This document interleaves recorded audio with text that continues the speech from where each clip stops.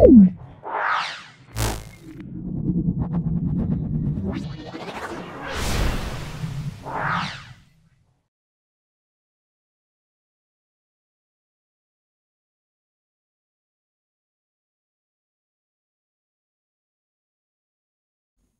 আমাদের আলোচ্য বিষয় ২ নম্বর স্কুল বাঁকুড়া জিলা স্কুল।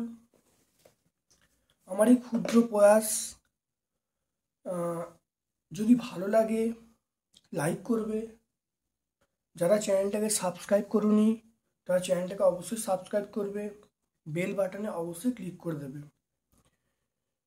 দেখে নাও আমার এই ক্ষুদ্র প্রয়াস যদি কিছুটা কাজে লাগে আমি নিজেকে ধন্য বলে মনে করব। চলে আসছি আজকের প্রথম প্রশ্নে, গ্রুপ এর প্রথম প্রশ্নে। দেখে নাও, প্রদত্ত কোন রাশিটির একক আছে কিন্তু মাত্রা নেই? একক আছে, মাত্রা নেই। আমরা বলবো চাপের একক আছে, মাত্রা আছে, বেগের একক মাত্রা আছে, ক্ষেত্রফল একক মাত্রা আছে, ঘনক্ষণের একক আছে, কোনো মাত্রা নেই। অপশন সি আমরা বলবো। একটি পালক আর ব্যাসার্ধের বৃত্তপথে গতিশীল, একবার পূর্ণ আবর্তনে টি সময় লাগে। কোনটি সঠিক বলা আছে? গড় গতিবেগ, কারণ পূর্ণ আবর্তনের স্মরণ শূন্য হয়।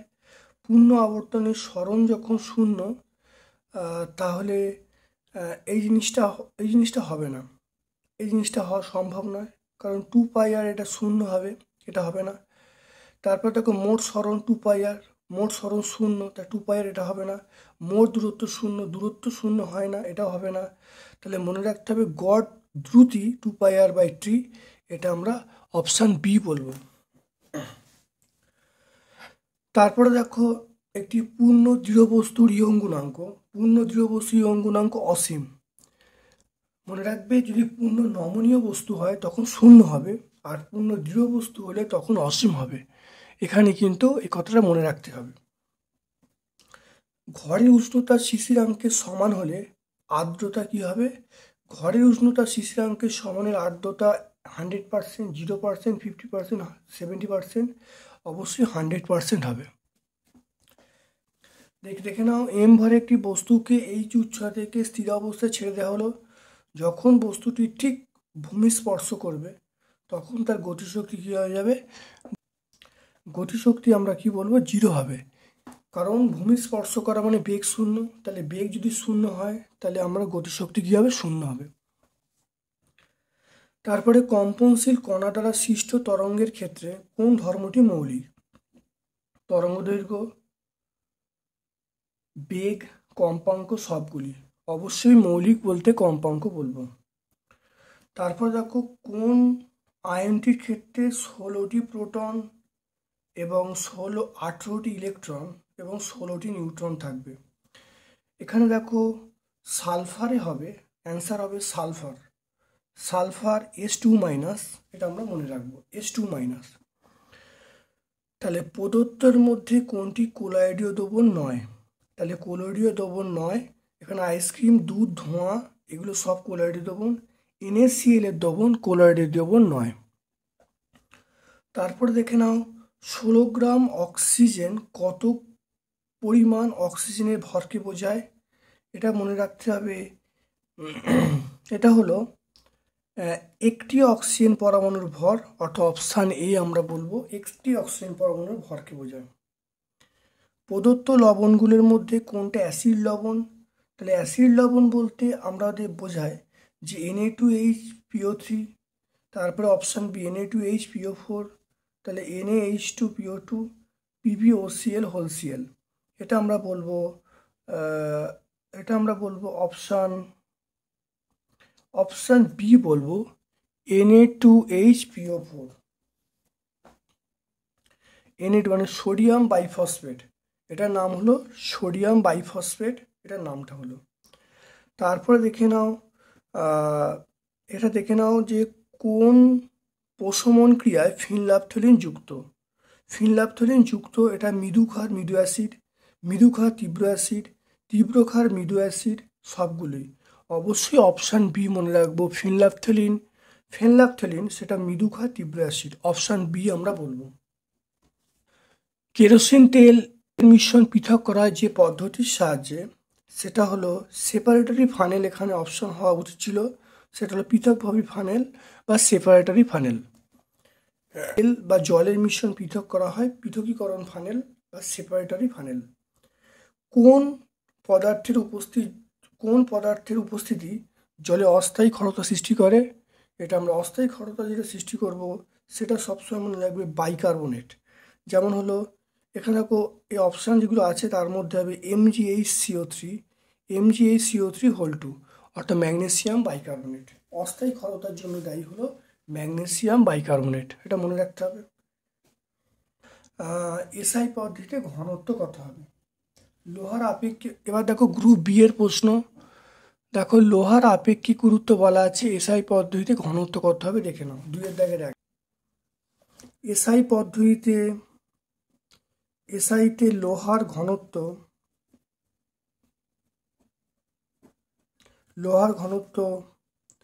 আমরা বলবো আপেক্ষিক গুরুত্ব ইন্টু 1000। তাহলে আপেক্ষিক গুরুত্ব কত হচ্ছে 7.9 ইন্টু 1000, তাহলে 7900, এটা হলো কেজি পার মিটার কিউব। দেখে নাও তারপর একটা প্রতিমিত বল কাকে বলে? দুয়েরটা হলো প্রতিমিত বল।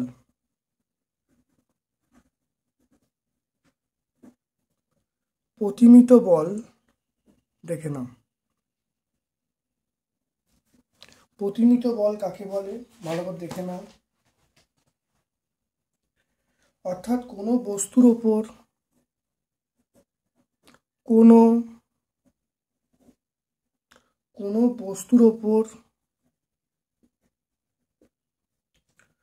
দুই বা ততোধিক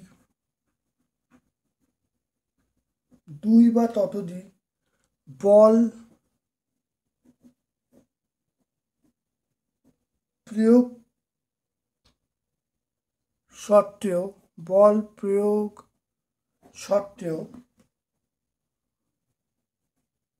যদি বস্তুর গতীয় অবস্থার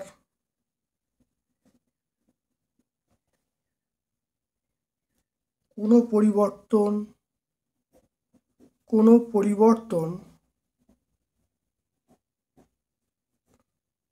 হয় না,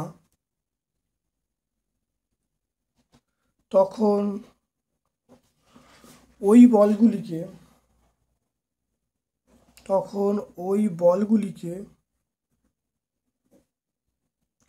প্রতিমিত বল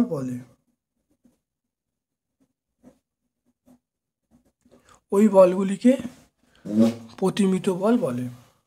কোনো বস্তুর ওপর দুই বা ততোধিক বল প্রয়োগ করা সত্ত্বেও যদি বস্তুর গতি অবস্থার কোনো পরিবর্তন না ঘটে বা পরিবর্তন না হয় না, বস্তুর কোনো গতি পরিবর্তন হয় না, তখন ওই বলগুলিকে প্রতিমিত বল বলে। তারপর দেখে নাও পৃথিবীর চারিদিকে আবর্তনশীল কোনো কৃত্রিম উপগ্রহের ক্ষেত্রে অভিকেন্দ্র বলে কৃতকার্য কত হবে? কৃতকার্য এখানে 0 হবে। দেখে নাও 3 নম্বরটা। আমরা জানি W সমান FS cos থিটা।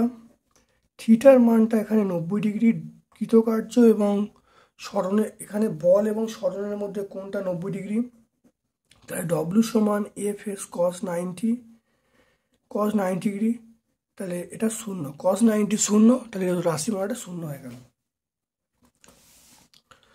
তারপরে দেখো আইসো বারগুলি হলো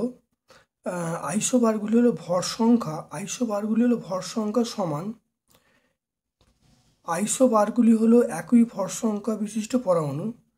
আইসো বারগুলির কি পারমাণবিক ভর এক হতে পারে? পারমাণবিক ভর সমান হয় কি? এটা আইসোবারগুলি পারমাণবিক ভর, তাহলে আইসোবারগুলি ভর সংখ্যা, আইসোবারগুলি দেখে নাও একই ভর সংখ্যা বিশিষ্ট পরমাণু। আইসোবারগুলি কি ভর সংখ্যা, আইসোবারগুলি কি পারমাণবিক সংখ্যা সমান হয়? আইসোবারগুলি কি পারমাণবিক ভর সমান হয়? একটা মনে রাখবে যে হয় না, সমান হয় না, সামান্য পার্থক্য লক্ষ্য করা যায়, তাহলে হয় না, এটা হয় না, সমান হয় না। তারপর দেখো এইগুলো পরস্পরের আমরা কি বলবো? বি বি হলো এটা 40, এটা 20, এর নিউটন সংখ্যা কত হবে? 40 মাইনাস 20, তাহলে এটা 20, তাহলে নিউটন সংখ্যা সমান, তাহলে এগুলো আমরা কি বলবো? আইসোটোন বলবো, আমরা বলবো আইসোটোন। তাহলে কোন অপশানটা দেখে নাও, তাহলে এর অ্যান্সারটা হলো আইসোটোন। তারপর দেখো কোন পদ্ধতিতে NaCl এবং NH4Cl দ্রবণ পৃথক করা যায়? কোন পদ্ধতির সাহায্যে? পাতন পদ্ধতির সাহায্যে, এটা বলবো পাতন পদ্ধতির সাহায্যে এটা পৃথক করা হয়। তারপর দেখো ইউটিফিকেশন তোমরা সংজ্ঞাটা পেয়ে যাবে ওই রায়ান মার্টিন যে সহায়িকা আছে, রায়ান মার্টিন সহায়িকার 12 দাগের বা রায়ান মার্টিন সহায়িকা 337 পেজে 12 দাগের 1 তোমরা পেয়ে যাবে, এটা নতুন করে আর বলছি না। তারপর দেখো ভিন্ন ভরের দুটো বস্তু একই বেগে গতিশীল, কোন বস্তুটি বেশি কাজ করতে পারবে? তাহলে ভরের দুটো বস্তু একই বেগে গতিশীল, কোন বস্তুটি বেশি কাজ করতে পারবে?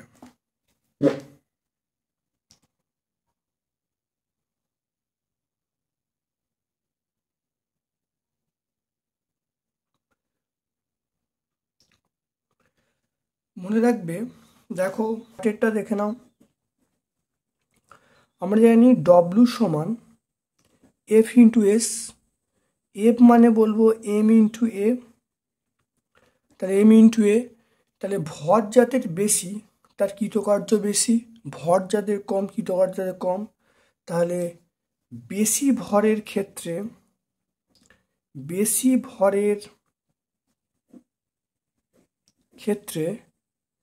কৃতকার্য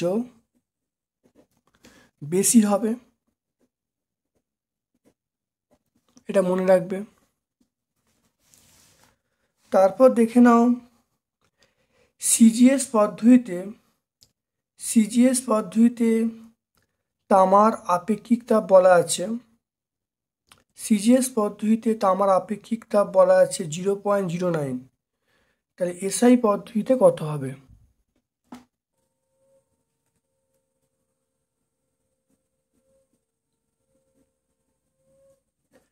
এসআই পদ্ধতিতে তামার আপেক্ষিক তাপ, এটা মনে রাখতে হবে 4200 ইন্টু সিজিএস পদ্ধতিতে তামার আপেক্ষিক তাপ, এটা একটা সূত্র আছে, তাহলে 4200 ইন্টু সিজিএস তামার আপেক্ষিক তাপ, তাহলে 4200 করা হলো ইন্টু সিজিএসে মানটা হলো বলা আছে 0.09, এককটা হবে joule kg to the power -1 kelvin to the power -1, এটা হলো joule kg to the power -1 kelvin to the power -1, 378 হবে joule kg to the power -1 kelvin to the power -1। 1 gram জলে পরমাণুর সংখ্যা কত? 1 গ্রাম জলে পরমাণুর সংখ্যা বার করতে বলি, তাহলে 1 গ্রাম জল মানে 18 গ্রাম জল, 18 গ্রাম জলে অণুর সংখ্যা 18 গ্রাম জলে অণুর সংখ্যা আমরা বলবো অ্যাভোগাড্রো সংখ্যা 6.023 ইন্টু 10⁻23t। আচ্ছা, 1 গ্রাম জলে আমরা বার করলাম 6.023 ইন্টু 10⁻23t বাই 18, এটা আমরা বলবো। আর H2ওর মধ্যে দেখো H2O মানে এর মধ্যে কটা আছে, তিনটে পরমাণু আছে, তাহলে তিনটে H দুটো ও একটা, তাহলে 1 গ্রাম জলে মোট পরমাণুর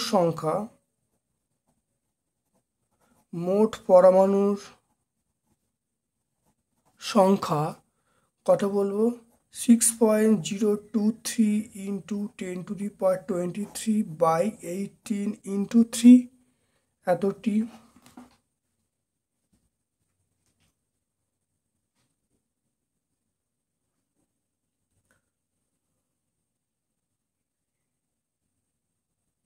এটা কাটলে আমরা 6 পাবো।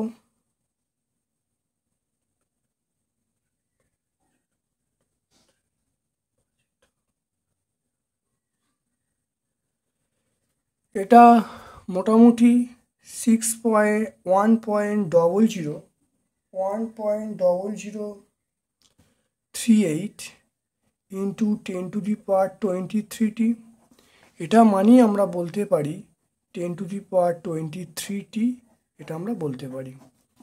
তাহলে আমরা এখানে উত্তর লিখব, সেটা হলো 10⁻23। তারপর দেখো বলা আছে উৎসের কম্পাঙ্ক 100 হার্জ, উৎসের পর্যায়কাল কত হবে দেখে নাও। 11টা খুব ভালো করে দেখে নাও, এখানে কম্পাঙ্ক, উৎসের কম্পাঙ্ক বলা আছে, উৎসের কম্পাঙ্ক বলা আছে 100 হার্জ। এটা n সমান আমরা 1/t বলবো, তাহলে t মানে পর্যায়কাল, তাহলে 1/n, তাহলে 1/100, 1/100 মানে আমরা বলবো 0.01 সেকেন্ড। তাহলে এটা অ্যান্সার হয়ে গেল। তাহলে এখানে পর্যায়কাল কত হবে, 0.01 সেকেন্ড বলবো। তারপরে দেখে নাও শূন্যস্থান পূরণ করতে বলছে। 1 মাইক্রন সমান ড্যাশ মিটার, এটা 10⁻⁻6 মিটার। এটা হলো যে কোনো সংঘাতের ক্ষেত্রে ড্যাশের সংরক্ষণ নীতি প্রযোজ্য, এটা ভরবেগের সংরক্ষণ নীতি, ভরবেগ মানে রৈখিক ভরবেগ সংরক্ষিত থাকবে, রৈখিক ভরবেগের সংরক্ষণ নীতি প্রযোজ্য। তরলে গ্যাসের দাব্যতা কমে উষ্ণতা বৃদ্ধি হলে বা বৃদ্ধি পেলে।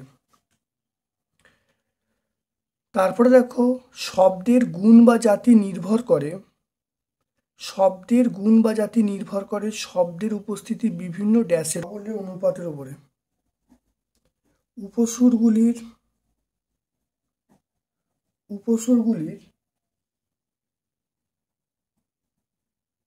কম্পাঙ্ক ও প্রাবল্যের অনুপাতের ওপর।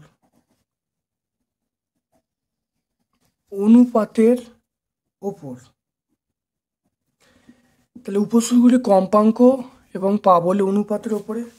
তাহলে এখানে কি বলা আছে, বিভিন্ন ড্যাশের ওপর নির্ভর করে, মানে এটা কম্পাঙ্কের ওপর বলবো। শব্দের নির্ভর করে উপসুরের সংখ্যার ওপর নির্ভর করে। তাহলে এইটা হলো মেন জায়গাটা, উপসুরগুলি কম্পাঙ্ক এবং প্রাবল্যের অনুপাতের উপর নির্ভর করে। তাহলে এটা কার ওপর নির্ভর করবে, এটা আমরা বলবো উপসুরের সংখ্যার ওপর নির্ভর করবে। তাহলে এখানে আমরা বলবো উপসুরের ওপর নির্ভর করবে। তারপর দেখে নাও, যদি কোনো বস্তু একই সময়ে একই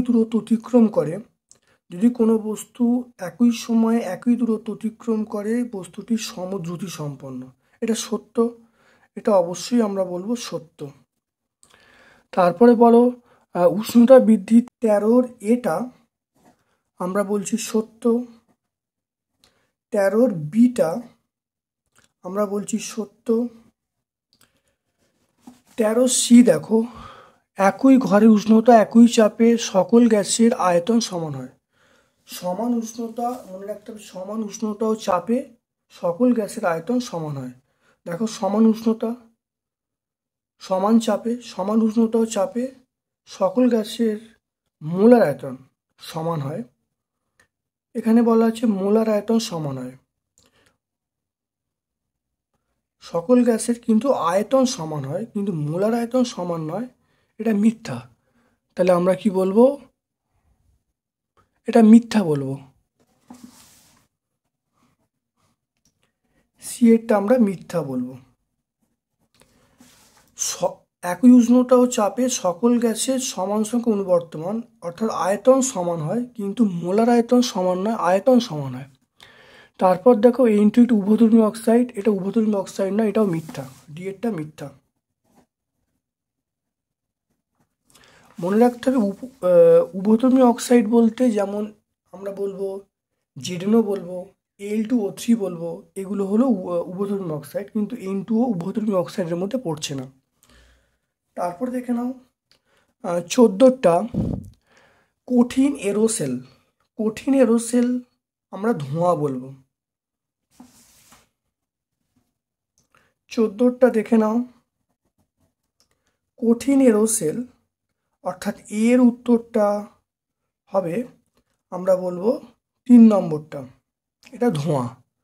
তারপরে দেখো অ্যান্টাসিড, অ্যান্টাসিড আমরা বলবো মিল্ক অফ ম্যাগনেসিয়া, তাহলে তাহলে অ্যান্টাসিড আমরা বলবো মিল্ক অফ ম্যাগনেসিয়া, এটা 4 নম্বরটা।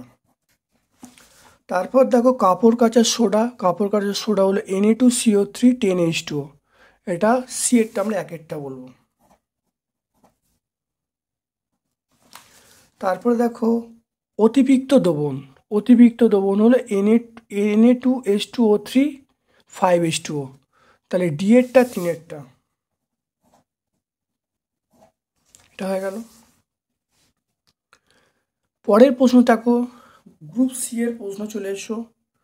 এখানে দেখে নাও এইটাকে বলেছে মাত্রাগতভাবে সঠিক কি যাচাই করতে বলছে, দেখে নাও 3-1 বলা আছে 12mv² = mgh, এটা আমাকে মাত্রার দিক থেকে সঠিক কি যাচাই করতে বলছে, LHS।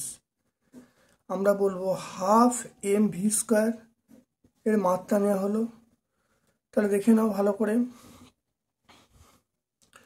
তাহলে এটার মাত্রা নিলে 1 হয়ে যাচ্ছে, তাহলে m, এটা হলো v, মনে রাখতে হবে সংখ্যার মাত্রা এটা 1, তাহলে এটার মাত্রা নিলে 1 হয়ে যাবে, যে কোনো সংখ্যার মাত্রা নিলে 1 হয়ে যাবে, এটা হাফ এটা, তাহলে m এর মাত্রা আমরা m বলবো, v এর মাত্রা L(t⁻⁻1) তার স্কোয়ার হবে, তাহলে m L2(t⁻⁻2) বলবো। এবার দেখো mgh, আর এইচ এসে দেখো কি আছে, mgh আছে, তাহলে mgh এর মাত্রা নিচ্ছি, তাহলে m এর মাত্রা m, g এর মাত্রা হলো L(t⁻⁻1), h এর মাত্রা l, তাহলে m, g এর মাত্রা হলো L(t⁻⁻2), g এর মাত্রা মানে ত্বরণের মাত্রার সঙ্গে সমান হবে, তাহলে এটা আমরা বলবো m L2(t⁻⁻2), তাহলে আমরা কি পেয়ে গেলাম, LHS = RHS, তাহলে এটা প্রুভড, মানে এটা তাহলে সমীকরণটা সঠিক, তাহলে আমরা সমীকরণটা সঠিক পেয়ে গেলাম। তারপরে দেখো 2-টা দেখে নাও, 2-টা বলা আছে m ভরের, দেখে নাও m ভর একটি ব্লক একটি মসৃণ অনুভূমিক তলের ওপর স্থির অবস্থায় v বেগে m ভরের একটি বস্তু ব্লকের সঙ্গে সংঘাত করলো, সংঘাত করে আটকে গেল, সংঘর্ষের পর সংস্থাটির বেগ কত হবে, দেখে নাও। সংঘাতের পর সংস্থাটির বেগ, সংস্থাটির বেগ এটা তুমি ধরে নেবে, এটা হলো v' ধরে নিচ্ছি, v', তাহলে সংঘর্ষের সংঘর্ষের আগে ভরবেগ সমান আমরা বলবো সংঘর্ষের পরে ভরবেগ। সংঘর্ষের পরে ভরবেগ, সংঘর্ষের আগে ভরবেগ, সংঘর্ষের আগে ভরবেগ দেখে নাও এম ইন্টু ভি আছে, তাহলে এম ইন্টু ভি। সংঘর্ষের পরে ভরবেগ মানে এম প্লাস এম, আর এটা আমরা ভি ড্যাশ চাইছি, তাহলে এখান থেকে দেখে নাও তাহলে ভি ড্যাশ সমান আমরা পেয়ে যাব তাহলে M V by M plus M, তাহলে এটাই অ্যান্সার আমরা পাবো।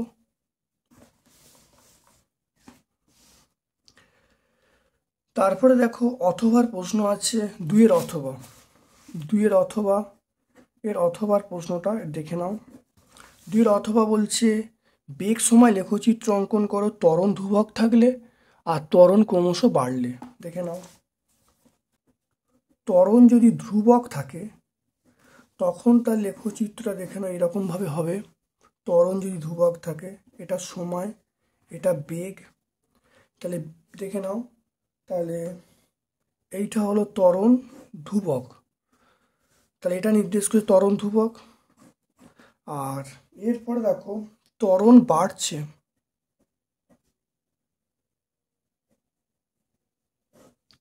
ত্বরণ বাড়ছে, ত্বরণ বাড়ছে কোন লেখচিত্রটা হবে দেখে নাও, এটা টি, এটা ভি, তাহলে ত্বরণ দেখো বাড়ছে, তাহলে এইটা হলো ত্বরণ বাড়ছে। তাহলে ত্বরণ বাড়ছে লেখচিত্র এটা, এটা ত্বরণটা কনস্ট্যান্ট আছে, মানে এটা হলো সমত্বরণ সম্পন্ন, এটা হলো সমত্বরণ সম্পন্ন, আর এটা ত্বরণ কিন্তু বৃদ্ধি পাচ্ছে।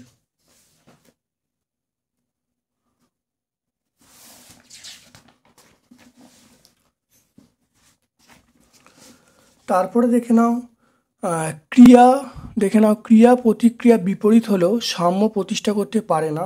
এটা তোমরা দেখে নেবে পেজ নাম্বার 83 3-এর দাগের 2-এরটা তোমরা দেখে নেবে, ওই একই উত্তর হবে, যেন ভেবনি অন্য প্রশ্ন লেখা আছে বলে উত্তরটা অন্য হবে, অবশ্যই একই উত্তর হবে, নির্ভাবনে ওটা উত্তরটা করে নেবে।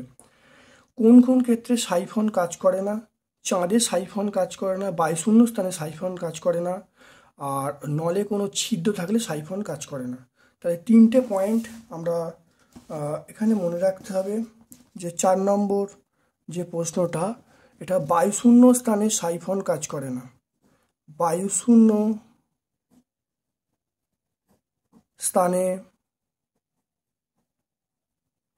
সাইফন কাজ করে না, বায়ুশূন্য স্থানে সাইফন কাজ করে না, এটা 1 নম্বর, এটা আমরা এ বলবো। 2 হলো সাইফন নলে, নলে ছিদ্র থাকলে সাইফন কাজ করে না,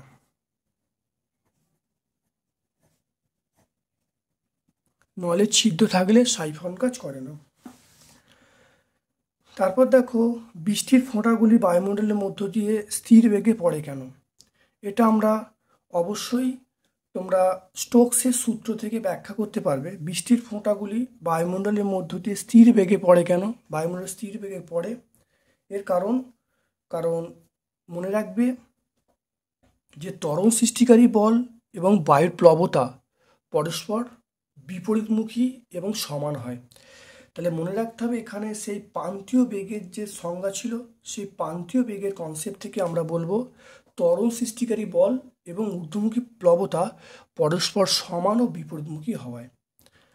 ঠিক আছে, এটা মনে রাখবে। তাহলে বৃষ্টির ফোঁটাগুলি কেন স্থির বেগে পড়ে আমরা স্টোকসের সূত্র থেকে ব্যাখ্যা করতে পারবো, বা আমরা ওই যে প্রান্তীয় বেগের ধারণা থেকে আমরা বলবো। এটাই মেন পয়েন্ট, খুব ভালো করে মনে রাখবে যে ত্বরণ সৃষ্টিকারী বল এবং ঊর্ধ্বমুখী প্লবতা পরস্পর সমান এবং বিপরীতমুখী হওয়ায় স্থির বেগে পতিত হয়। তারপর দেখো 5এরটা, একটি হালকা এবং ভারী বস্তুর গতিশক্তি সমান, কার ভরবেগ বেশি হবে? 5এরটা দেখে নাও। 5এরটা দেখাও যে ভারী বস্তুর ভরবেগ বেশি হবে। এটা আমরা কার্যশক্তির ক্ষমতা যে প্লেলিস্টে আছে সেই প্লেলিস্টে অবশ্যই তোমরা দেখতে পাবে, তবু একবার দেখে নাও এর উত্তরটা। দেখো আমরা জানি পি সমান √2mE, পি সমান আমরা জানি √2m, গতিশক্তি সমান গতিশক্তি ইটা এখানে কনস্ট্যান্ট, মানে ইটা কনস্ট্যান্ট মানে ধ্রুবক বলা আছে, মানে সমান বলা আছে, তাহলে এটা ধ্রুবক, তাহলে ই ধ্রুবক দুই ধ্রুবক, তাহলে এখান থেকে আমরা এটা বলতে পারি তাহলে এখানে কি হচ্ছে, ভর যার বেশি তার ভরবেগ বেশি, তাহলে এখানটা আমরা বলতে পারি এটা রৈখিক ভরবেগ, এটা হলো বস্তুর ভর, তাহলে ভর বেশি হলে রৈখিক ভর বেশি হবে। এখানে সিদ্ধান্ত কি, দেখো ভারী বস্তুর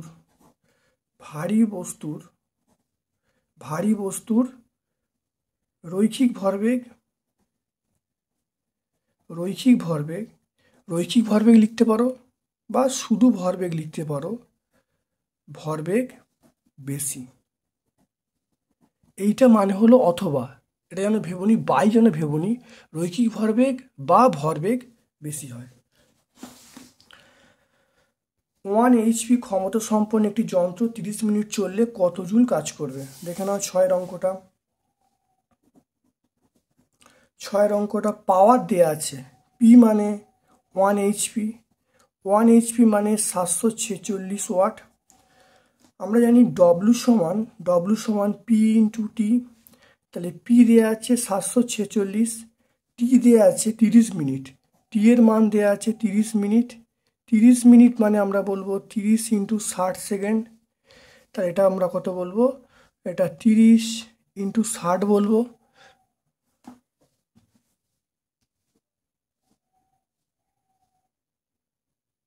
বললে যেটা আসবে সেটা দেখো 1 3 4 2 8, এটা আসবে 1 3 4 2 8 দুটো শূন্য, এত জুল আসবে।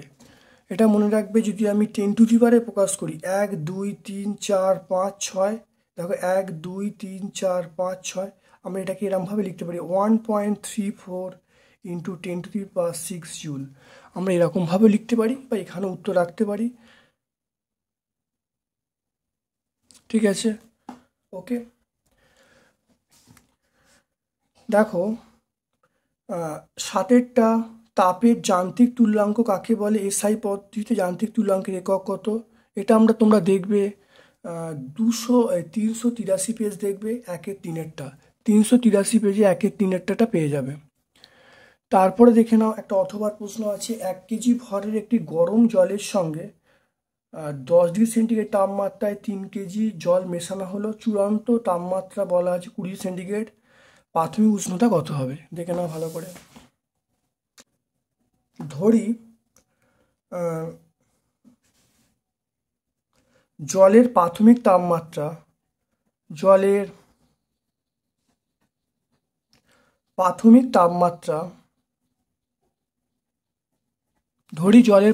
তাপমাত্রা এটা টি ডিগ্রি সেন্টিগ্রেড।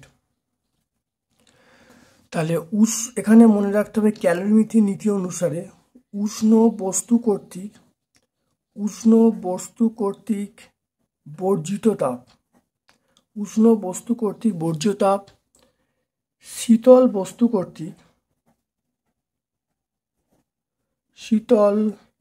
বস্তু কর্তৃক গৃহীত তাপ, উষ্ণ বস্তু কর্তৃক বর্জিত তাপ সমান শীতল বস্তু কর্তৃক গৃহীত তাপ, এটা আমরা নীতি অনুসারে পাই, অবশ্যই ক্যালোরিমিথি নীতি অনুসারে। তাহলে এবার দেখে নাও, এখানে H সমান mst বলবো, তাহলে এখানেও তাহলে আমরা কোন সূত্র প্রয়োগ করব, H সমান mst, এই সূত্রটা প্রয়োগ করব, H সমান mst। দেখো এখানে বলা আছে 1 কেজি ভরের বস্তু, তাহলে 1 জলের ভর, H সমান m সমান 1, আপেক্ষিক তাপ 1, টি মানে টি ডিগ্রি সেন্টিগ্রেড তাপমাত্রা থেকে কত আসছে, চূড়ান্ত তাপমাত্রা মানে 20-তে আসছে। তারপরে দেখো 3 কেজি ভর হলো আপেক্ষিক তাপ 1, 20 থেকে কত আসছে, 10-এ আসছে।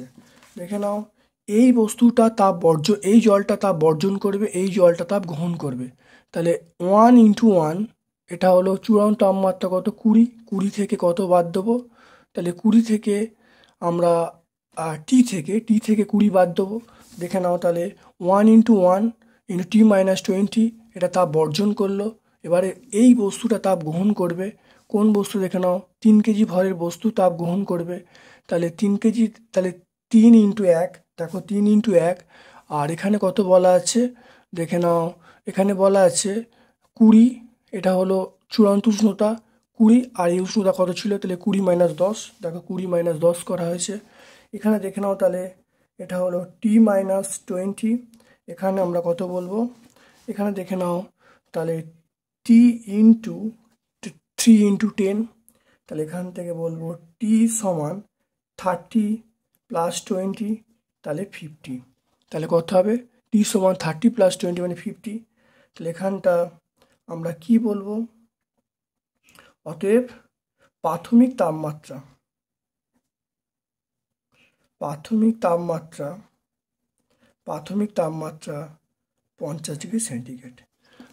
তাপমাত্রা কত, 50°C পেয়ে গেলাম।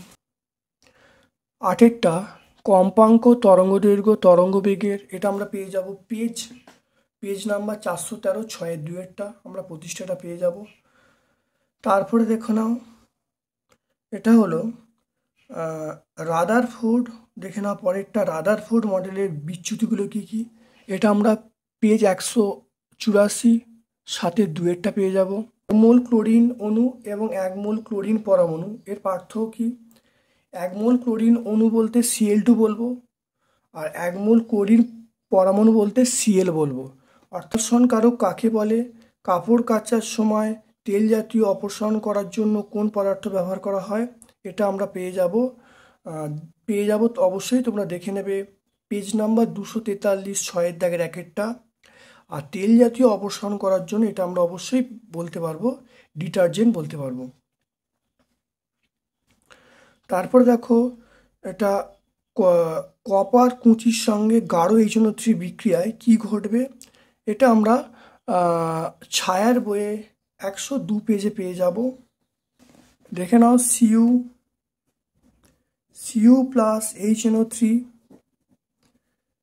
এটা হবে CuNO3(2) + NO2 + 4H2O। এখানে আমরা 4 দিয়ে দেবো, আর এখানে NO2টা এটা উৎপন্ন হবে।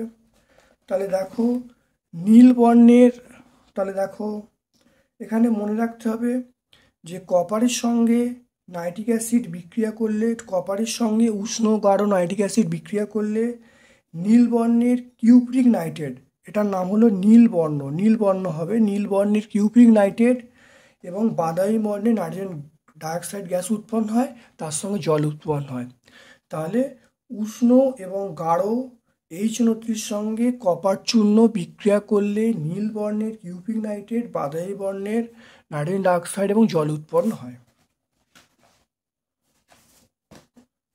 দেখে নাও আংশিক পাতনের মূলনীতি। আংশিক পাতনের মূলনীতি তোমরা পেজ নাম্বার 312, 6-2 পেয়ে যাবে। আর দেখে নাও গ্যাস এবং গ্যাসীয় সুগন্ধি, গ্যাস এবং গ্যাসের একটি সমসত্ব মিশ্রণ উদাহরণ দিতে বলছি, আমরা বায়ু বলতে পারবো, সুগন্ধি বলতে পারবো, তোমাদের বই বায়ু আছে, তোমরা বায়ু লিখবে। তারপরে দেখে নাও 14টা স্ফুটনের সাহায্যে জলের অস্থায়ী ক্ষরতা কিভাবে দূর করব, এটা আমরা পেজ নাম্বার 330, 5-2 পেয়ে যাব। তারপরে দেখো না আয়নমুক্ত জল পাতি জলের মধ্যে কোনটা বেশি বিশুদ্ধ এবং কেন, এটা দেখবে তোমরা 344 পেজে দেখবে। 344 পেজে একদম নিচের দিকে একটা পার্থক্য আছে আয়নমুক্ত জল এবং পাতি জলের, সেখানেই তোমরা উত্তরটা পেয়ে যাবে, পার্থক্য থেকে উত্তরটা পেয়ে যাবে, কোনটা বেশি বিশুদ্ধ এবং কেন, পার্থক্য থেকে দেখলেই উত্তর তোমরা পেয়ে যাবে। তারপরে দেখে নাও এখানে বলা আছে, এই চিত্রে বলা আছে 6 সেকেন্ডে কৃতকার্য কত হবে এবং শেষ 2 সেকেন্ডে মন্দন কত হবে। প্রথম 6 সেকেন্ডে দূরত্ব কত হয় ভালো করে দেখে নাও, এখানে দূরত্ব দেখে নাও, এটা দেখো 6 সেকেন্ড, দূরত্ব কত যাচ্ছে, এটা হলো 30, তাহলে 30 × 6 গুণ করলে কত হবে 180। তাহলে দূরত্ব দেখে নাও পেয়ে যাচ্ছে 4-1 একটা এটা কত পেয়ে যাবো, তাহলে 6 সেকেন্ডে, প্রথম 6 সেকেন্ডে কি, প্রথম 6 সেকেন্ডে অতিক্রান্ত দূরত্ব, প্রথম 6 সেকেন্ডে অতিক্রান্ত দূরত্ব, তাহলে বেগ ইন্টু সময়, তাহলে বেগ ইন্টু সময়, তাহলে বেগ কত, বেগ এখানে বলা আছে 30, আর সময় 6, সময় 6, তাহলে 3 × 6 = 18, তাহলে 180 আমরা মিটার বলবো। তাহলে 180 মিটার, তাহলে প্রথম 6 সেকেন্ড অতিক্রান্ত দূরত্ব 180 মিটার। তারপর দেখো বলা হচ্ছে শেষ 2 সেকেন্ডে মন্দন কত হবে। তাহলে মন্দন কত হবে, দেখো এই শেষ 2 সেকেন্ড, এইখান থেকে এটা, তাহলে 2 সেকেন্ডে কত গেছে, তাহলে শেষ 2 সেকেন্ডে দেখো মন্দন কত হচ্ছে, মন্দন আমরা বলবো, তাহলে শেষ 2 সেকেন্ডে মন্দন দেখে নাও, এখানে তোমার কত ছিল, এখানে ছিল, এখানে দেখো যা ছিল, এখান থেকে 30 থেকে মন্দন হচ্ছে, তাহলে শেষ 2 সেকেন্ডে মন্দন কত হবে, তাহলে দেখো 30/2 করে নেবো। তাহলে শেষ 2 সেকেন্ডে বেগ কত ছিল, বেগ এখানে 30 ছিল, আর সময় কত, শেষ 2 সেকেন্ড মানে 2, তাহলে আমরা কত বলবো, শেষ 2 সেকেন্ডে বেগের পরিবর্তন কত হয়েছে, এখানে ছিল 30, এখানে 30 ছিল, হয়ে গেল কত, এখানে চলে এলো, তাহলে 30 - 0/2, তাহলে 2 সেকেন্ডে মন্দন কত হবে, 30/2 মানে 15 বলবো, তাহলে 15 মিটার/সেকেন্ড। আমরা শেষ 2 সেকেন্ডে মন্দন, তাহলে শেষ 2 সেকেন্ডে মন্দন কত, 15 মিটার/সেকেন্ড²। তারপরে দেখো অথবার একটা প্রশ্ন আছে, সেটা হলো এই S = UT + ½ AT², এটা লেখচিত্রে প্রমাণ করতে বলছে। এটা তোমরা পেজ নাম্বার 51, 10-এর দাগে 4-এরটা পেয়ে যাবে। তারপর দেখো বার্নৌলির উপপাদ্য বিবৃত করতে বলছে, সীমাবদ্ধ লিখতে বলছে, এটা তোমরা পেজ নাম্বার 160-এ পেয়ে যাবে, দেখবে 1-এর দাগে 2-এরটা।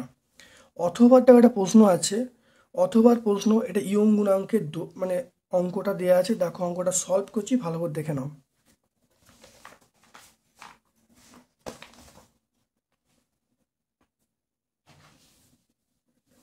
2-এর দাগের অথবার অঙ্কটা খুব ভালো করে দেখে নাও। আমরা জানি ইয়ং গুণাঙ্কের সূত্র y = f/a স্মল l/L, তাহলে y সমান আমরা বলবো f × l a × small l, এটা আমরা বলবো। তারের দৈর্ঘ্য বলা আছে, l মানে তারের দৈর্ঘ্য, এটা বলা আছে 100 সেন্টিমিটার। তারপর দেখো বলা আছে তারের ব্যাস, তারের ব্যাসার্ধ মানে তারের ব্যাস বলা আছে 0.4, 0.4কে 2 দিয়ে ভাগ করলে আমরা কত বলবো, 0.2 সেন্টিমিটার বলবো।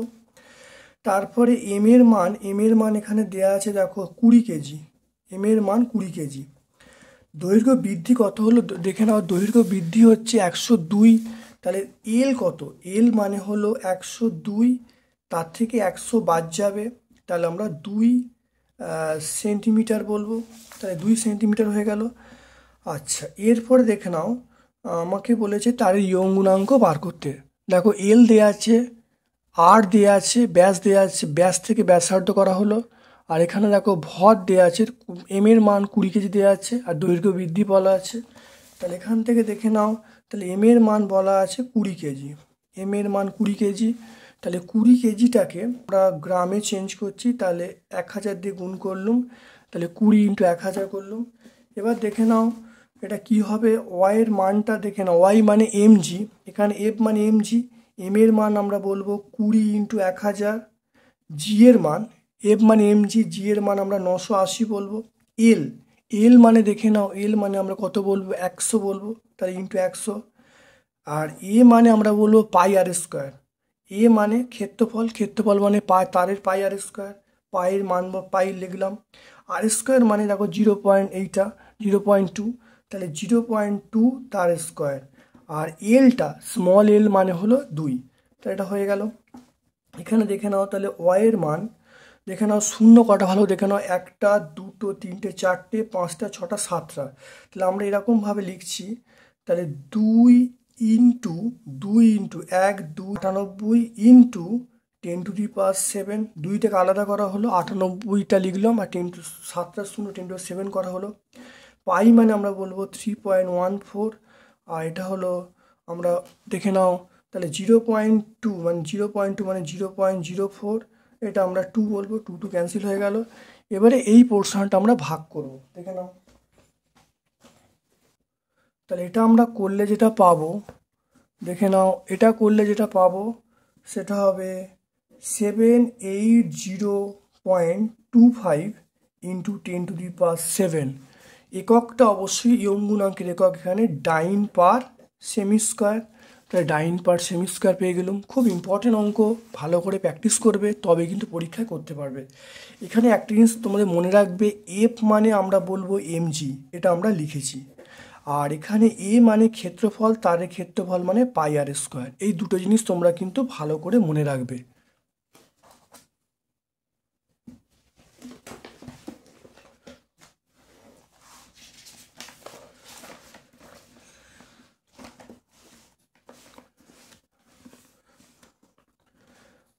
দেখে নাও তার পরের প্রশ্ন, দেখাও যে অবাধে পতনশীল কোনো বস্তুর মোট যান্ত্রিক শক্তি সংরক্ষিত থাকবে। এটা দেখবে অবশ্যই তোমরা দেখবে কৃতকার্য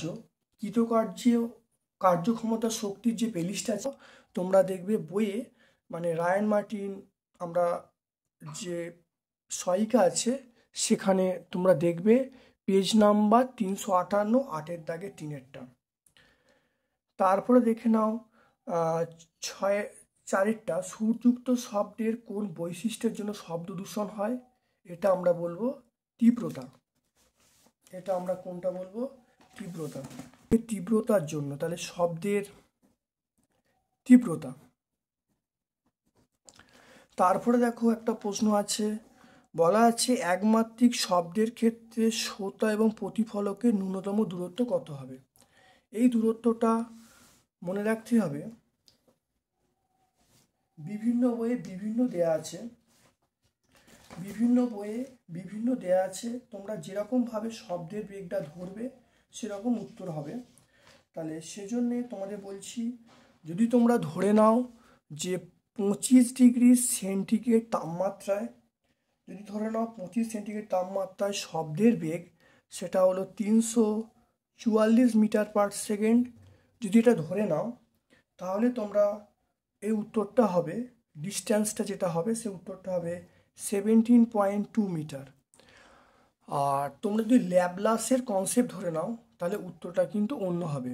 ল্যাপ্লাস সেখানে বলেছিল, ল্যাপ্লাসের কনসেপ্ট থেকে আমরা শব্দের বেগ বলেছিল 332 মিটার পার সেকেন্ড। তাহলে ল্যাপ্লাসের যদি বেগের মানটা ধরে নিই সেখানে আমরা উত্তর আসবে 16.6 মিটার আসবে।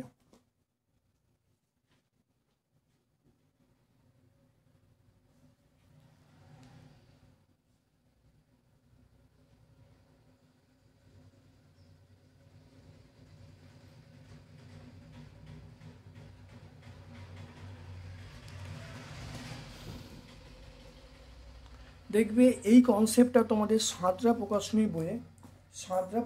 বইয়ে এইটা করা আছে, এটা অর্থাৎ মাইথি বেরা সাঁতরায় এই উত্তরটা করা আছে। পরে ছায়ার বইয়ে তোমরা দেখবে 27 ডিগ্রি সেন্টিগ্রেড তাপমাত্রায় শব্দের বেগ ধরে নিয়েছে, সেটা হলো 348 মিটার পার সেকেন্ড। এখানে তোমার মানটা আসবে তোমার যেটা আসবে 17.4 মিটার। তাহলে একটা জিনিস মনে রাখবে, তাহলে এটা আমরা সাঁতরার বইয়ে এটা করা আছে। সাঁতরা প্রকাশনীর যে টেক্সট বই সেটা হলো মাইথি বেরা সাঁতরা, সেখানে দেখো এই মানটা করা আছে, ডি এর মান 17.2। ছায়া প্রকাশনীর বইয়ে 27 সেন্টিগ্রেড তাপমাত্রায় শব্দের বেগ এটা বলা আছে, সেখানে দেখো অর্থাৎ দুয়ারি গাঙ্গুলি মাইথি, সেখানে দেখো এখানে মানটা দেওয়া আছে 17.4 মিটার। আর ল্যাপ্লাসের কনসেপ্ট থেকে যদি করো তাহলে সেখানে ডি এর মান বেরোবে 16.6 মিটার। তোমাদের মনে হবে তাহলে কোন উত্তরটা পরীক্ষায় লিখবো? তাহলে পরীক্ষায় তোমরা যে কোনো একটা অবশ্যই লিখবে, কিন্তু যদি ধরো এই উত্তরটা লেখো তোমাকে তাপমাত্রা উল্লেখ করতে হবে, এখানে তাপমাত্রা তোমাদের অবশ্যই উল্লেখ করতে হবে। তাহলে এই দুটোর মধ্যে তাহলে তোমরা অবশ্যই এখানে যদি লেখো তাহলে ল্যাপ্লাস অনুসারে লিখবে, এখানে যদি লেখো তাপমাত্রা উল্লেখ করবে, যদি এই উত্তর লেখো তাপমাত্রা উল্লেখ করবে, আর এই উত্তর যদি তোমরা লেখো তাহলে ল্যাপ্লাসের ধারণার কথা উল্লেখ করবে।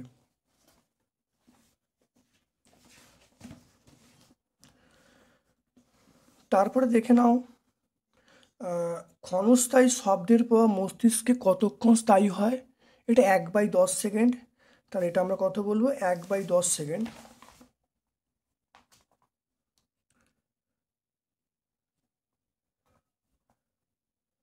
আমরা বলবো এটা, তাহলে 1/10 সেকেন্ড মানে 0.1 সেকেন্ড স্থায়ী হয়। তারপরে দেখে নাও এখানে একটা অথবার প্রশ্ন আছে, কম্পনশীল বস্তু 3 সেকেন্ডে 30 বার কম্পিত হয়। তরঙ্গ শীর্ষ তরঙ্গপাদের মধ্যে দূরত্ব বলা আছে, কম্পাঙ্ক, তরঙ্গদৈর্ঘ্য, তরঙ্গবেগ কত হবে দেখে নাও। তাহলে এখানে দেখো বলা আছে অথবার প্রশ্নটা 30 সেকেন্ডে 30 বার কম্পিত হয়। 30 সেকেন্ডে 30 বার কম্পিত হয় মানে আমরা কম্পাঙ্ক বলবো 1 সেকেন্ডে কম্পিত হয়, তাহলে 30/3, তাহলে এটা 10 বলবো, তাহলে 10 হার্জ আমরা পেয়ে গেলাম, এটা কম্পাঙ্ক একটা উত্তর পেয়ে গেলাম। তারপরে দেখো তরঙ্গ শীর্ষ তরঙ্গপাদের মধ্যে দূরত্ব বলা আছে, কত বলা আছে 0. তাহলে 0.15, 0.15 মানে ওটাই আমরা তরঙ্গ দৈর্ঘ্যের মান, এটা আমরা পেয়ে যাব। তারপরে দেখো পেয়ে যাব এটা, এটা হলো অপশান এ, এটা এ, এটা বি, আর তরঙ্গ বেগ। তাহলে ভি সমান আমরা কি বলবো, এন ল্যামডা বলবো। তাহলে ভি সমান এন ল্যামডা যদি বলি, তাহলে এন এর মান 10 আর ল্যামডার মান আমরা বলবো 0.15 বলবো। তাহলে 0.15 এটা করলে আমরা কত বলবো, 1.5 মিটার পার সেকেন্ড আমরা বলবো। তাহলে ভি সমান এন ল্যামডা, তাহলে ভি সমান এন ল্যামডা করলে তাহলে দেখো এন এর মান 10, তাহলে ল্যামডার মান আমরা পেয়ে যাব তাহলে 0.15, তাহলে এটা করলে 1.5 মিটার পার সেকেন্ড পেয়ে যাব।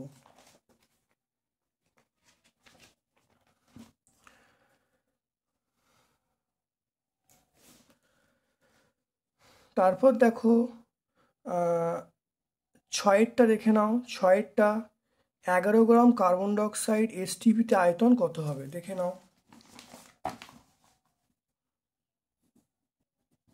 6টা তাহলে 44 গ্রাম কার্বন ডাইঅক্সাইড মানে 44 গ্রাম কার্বন ডাইঅক্সাইডের আয়তন, 44 গ্রাম কার্বন ডাইঅক্সাইড আয়তন এসটিপিতে এটা কত বলবো, 22.4 লিটার, 22.4 লিটার বলবো।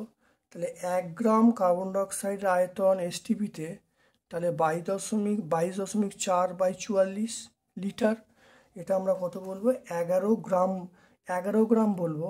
11 গ্রাম কার্বন ডাইঅক্সাইড আয়তন এসটিপিতে আমরা বলবো 22.4/44 ইন্টু 11, এটা কাটাকুটি করলে 4 হবে, তাহলে 22.4/44 বলবো 5.6 লিটার।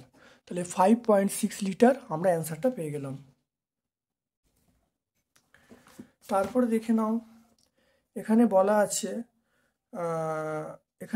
আছে 11 গ্রাম CO2 অণু এবং পরমাণুর সংখ্যা কত হবে বার করতে বলেছে, 11 গ্রাম CO2।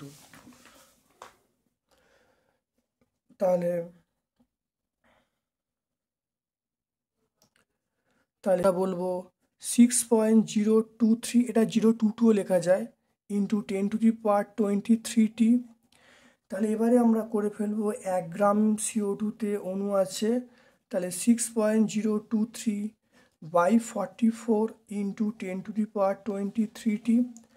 আর 11 গ্রামে আমরা করে ফেলবো দেখে নাও, সেটা হলো 6.023/44 ইন্টু 11, এটা 23T।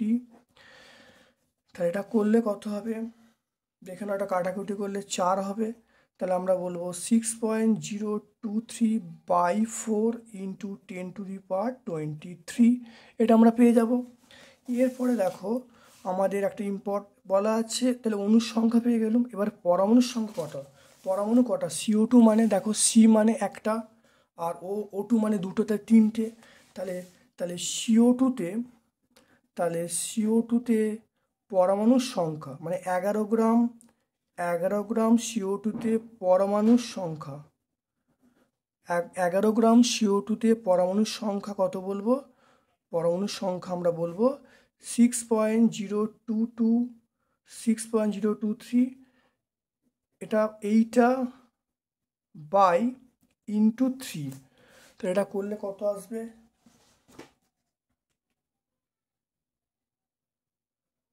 1.505 ইন্টু 10⁻23। আর এইটা করলে আসছে, এটা করলে আসবে দেখো 4.51 ইন্টু 10⁻23 তাহলে 44 গ্রাম CO2-তে অণুর সংখ্যা, দেখো 44 গ্রাম CO2-তে অণুর সংখ্যা আমরা বার করলে ফেললাম, দেখো 1.505 10⁻23, আর পরমাণুর সংখ্যা 3 দিয়ে গুণ করলে তাহলে 4.51 ইন্টু 10⁻23 বলা আছে। 25 সেন্টিগ্রেড তাপমাত্রায় এখানে বলা আছে দাব্যতা বলা আছে, এখানে 10 গ্রাম KCl সম্পৃক্ত জলীয় দ্রবণকে বাষ্পীভূত করতে কত গ্রাম KCl অবশিষ্ট থাকবে এটা বলতে বলছে। দেখো সাতেরটা দেখে নাও। দ্রবণের দাব্যতা 25 সেন্টিগ্রেড তাপমাত্রায় দ্রবণের দাব্যতা, সেটা আমি ধরে নিচ্ছি। এখানে একটা জিনিস মনে রাখতে হবে যে কত গ্রাম বলা আছে, কত গ্রাম শুষ্ক করতে পারবে, মানে কত গ্রাম অবশিষ্ট থাকবে।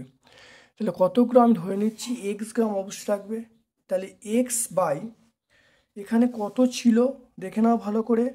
এখানে ছিল বলা আছে 10 গ্রাম, তাহলে 10 মাইনাস এক্স, তাহলে এখান থেকে আমরা পেয়ে যাব, দেখো এটা আমরা বলবো দ্রবণের দাব্যতা 30 বলা আছে, তাহলে এক্স বাই আমরা 10 মাইনাস এক্স বলবো, তাহলে ক্রস মাল্টিপ্লিকেশান করলে এটা 300 হবে, 300 মাইনাস 30x, এটা এক্স, তাহলে এখান থেকে ক্যালকুলেশন করলে আমরা 31x সমান 300 বলবো।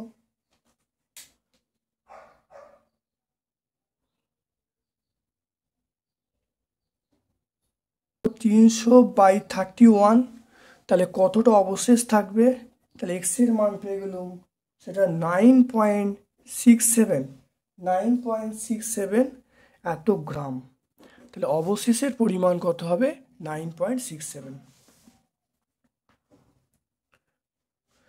দাব্যতার সংজ্ঞা এটা আমরা পেয়ে যাব পেজ নাম্বার 246-এ 11-1 অবশ্যই আমরা পেয়ে যাব। তারপরে দেখো দ্রবণের যে শক্তিমাত্রার সংজ্ঞা, এটা পেজ নাম্বার 252, অবশ্যই 252 12 দাগের 2 পেয়ে যাব। তারপরে দেখো এখানে দেয়া আছে 5 লিটার জলীয় দ্রবণে 20 গ্রাম দ্রবীভূত আছে, তাই দ্রবণের মোলারিটি কত। এখানে কিন্তু একটা নির্দিষ্ট কোনো কিছু দ্রবণ উল্লেখ করতে হবে, সালফিউরিক অ্যাসিড বা কোনো একটা, মানে এখানে আণবিক ভর চাই।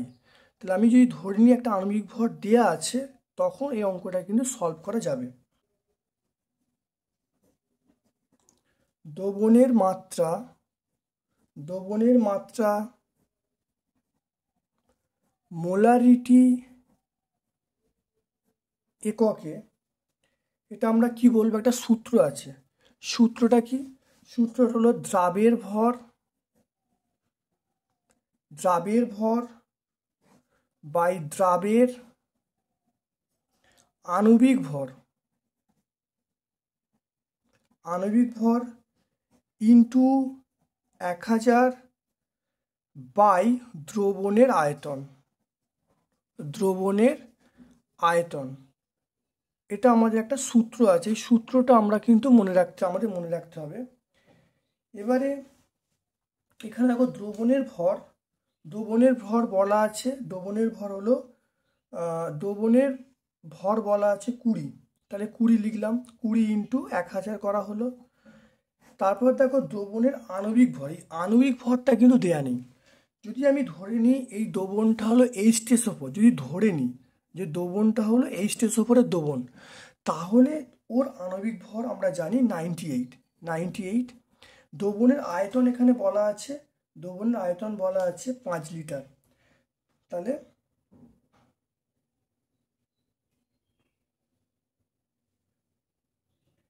দ্রবণের আয়তন কত? দ্রবণের আয়তন আমরা পেয়ে গেলাম 5 লিটার। তাহলে এখানে 5 বসিয়ে দিলাম। এবার তাহলে এটা করলে দেখো উত্তর আসছে তাহলে 40.81। 40.81 আমরা পেয়ে যাচ্ছি। তাহলে 40.81 আমরা পেয়ে যাচ্ছি। এককটা কি হবে? এককটা হবে মোল পার লিটার। তাহলে তাহলে এটা হলো মোল পার লিটার। মোল পার, এটা পার, মোল পার লিটার বা মোল লিটার ইনভার্স আমরা বলতে পারি। এটা হলো 40.81। কিন্তু একটা কথা মনে রাখতে হবে, আমি এখানে H2SO4 ধরে করেছি, যদি H2SO4 না থাকলে অঙ্কটা কিন্তু করা যেত না। তারপর দেখে নাও লাস্ট প্রশ্ন চলছে, সেটা হলো কি ঘটবে। দেখো এরটা বলা আছে সোডিয়াম হাইড্রোক্সাইডের গাঢ় জলীয় দ্রবণে অ্যালুমিনিয়াম চূর্ণ দিলে। দেখো এরটা বলা আছে সোডিয়াম হাইড্রোক্সাইডের গাঢ় জলীয় দ্রবণের মধ্যে অ্যালুমিনিয়াম চূর্ণটি উত্তপ্ত করা হলো। এর উত্তরটা তোমরা অবশ্যই পেয়ে যাবে, তাকে 4টা পেয়ে যাবে। দেখো বিয়েরটা কি বলেছে? বিয়েরটা বলা আছে H2SO4 এর মধ্যে BaCl2 দ্রবণ মেশানো হলো। এটা তোমরা পেয়ে যাবে ঠিক আগের পেজটা 282 পেজের 13 দাগের একেরটা। দেখবে এখানে লেখা আছে কিভাবে তুমি H2SO4কে শনাক্ত করবে। এই একই বিক্রিয়া, পুরো মানে শনাক্তকরণের বিক্রিয়া এবং এই প্রশ্নের উত্তরটা কিন্তু একই হবে। তাহলে আজকে আমরা এখানেই ভিডিওটা শেষ করলাম। আমার এই ক্ষুদ্র প্রয়াস, আমার এই অত্যন্ত ন্যূনতম প্রয়াস তোমাদের কেমন লাগলো অবশ্যই কমেন্ট সেকশানে কমেন্ট করে জানাবে।